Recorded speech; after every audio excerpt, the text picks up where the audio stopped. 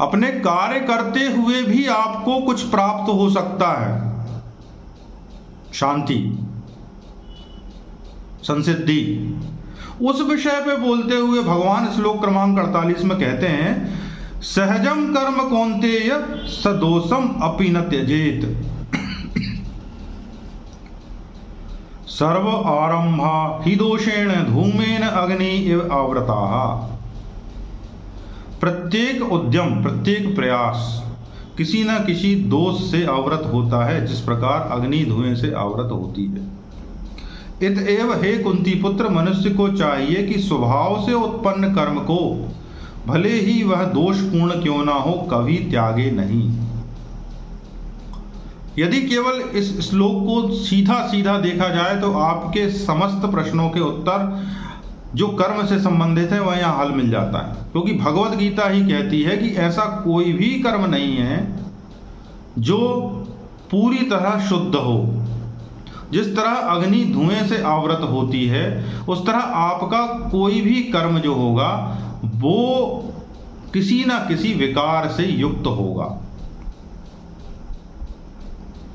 तो आप चाहे एक कर्म करें छोड़ के दूसरा कर्म करें, जीवन जीने के लिए कर्म तो करना ही पड़ेगा, आजीविका चलाने के लिए कर्म तो करना ही पड़ेगा।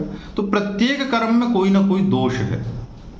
तो आपको स्वभाव के अनुसार जो कर्म मिला है, मान लो ये आप स्वभाव के अनुसार कृषि कर रहे हैं, मान लीजिए स्वभाव के अनुसार आप शिक्षक हैं, जो आपको कर्म मिल गया है। स्वभाव अनुसार आप हाउसवाइफ हैं, कोई ठेला चला रहा है।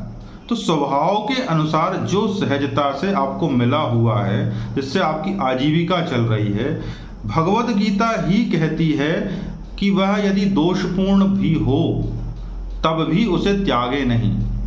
समाज में किसी तरह का असंतुलन भगवत गीता पैदा नहीं कर रही है। उसको पढ़ के आप कुछ और उसका इंटरप्रिटेशन निकाल लेते हो कि ये कार्य पापपूर्ण है, ये कार्य पुण्यपूर्ण है, ये आपकी समस्या है। भगवत गीता में ये लाइन लिखी हुई है कि स्वभाव पूर्वक जो कार्य आपको मिला हुआ है उस कार्य को ना छोड़ें। ये इस लाइन को मानते हुए आप अपने स्वाभाविक कर्म, जिन कर्मों से आजीविका चलती, ऐसे कर्म नहीं कि पता चला मैं तो चोरी करता हूं, ये स्वभाव से मिला हुआ नहीं, चोरी आपने अपनाई है, स्वभाव से मिला हुआ कर्म नहीं है। स्वभाव पूर्वक तो आप और कोई भी काम कर सकते थे, चोरी करना कोई जरूरी नहीं था। कोई बोले मेरी आजीविका तो चोरी करना है तो मैं चोरी करना ना छोड़ूं, तो ये तो वो फिर कुतर्क करेगा। बात सीधी सीधी है, स्वभाव पूर्वक आपको खेती मिली हुई है, स्वभाव पूर्वक आपको परिश्रम मिला हुआ है, स्वभाव पूर्वक आप क्लर्क बने हुए हो, जो भी आजीविका आपकी चल रही है वह आजीविका ही आपको जीवन में समस्त ज्ञान देने वाली है, आपकी मुक्ति का साधन बनने वाली है। उसको छोड़ने की कोई आवश्यकता नहीं। यदि आप छोड़ रहे हो तो फिर आप कॉम्प्लिकेशन में फंस रहे हो। और भगवत गीता इसकी सलाह नहीं देती।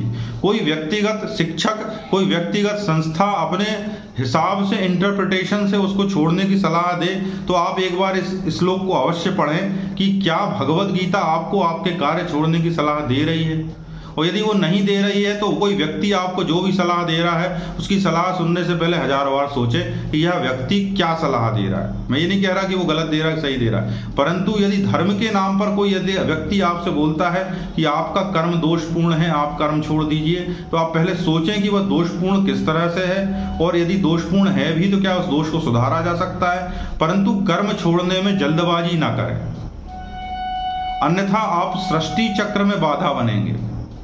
सृष्टि चलाने के लिए कर्म करना आवश्यक है।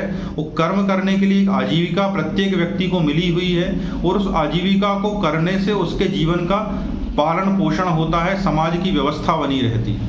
वो परमात्मा को पाने के लिए ऐसी समाज की व्यवस्था भंग करने की सलाह भगवत गीता में नहीं दी गई। श्लोक क्रमांक 48, 49, 50 इसी विषय में है। आप इन्हें ध्यानपूर्वक, होशपूर्वक पढ़ें, मनन करें, और आपको जीवन को एक नई दिशा मिलेगी कि आपके कर्म को ही आपको किस तरह से करना है।